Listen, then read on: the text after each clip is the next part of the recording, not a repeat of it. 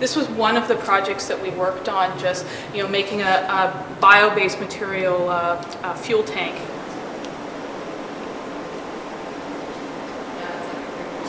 We have everything from X-ray diffraction for microstructures, which is heavily used in pharmaceuticals.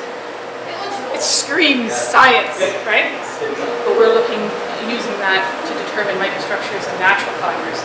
We think we can discover those eureka points that allow us to take this from basic materials to high performance materials, so that the next best hockey stick to use will be flats. This is where the design magic happens.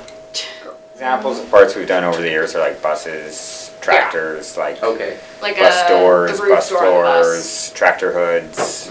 Those would all be examples. Yeah, I think with this funding program, it's conservatively estimated that about 350 jobs will be created and about 200 will be maintained from just this work, not even just how it keeps building and going on.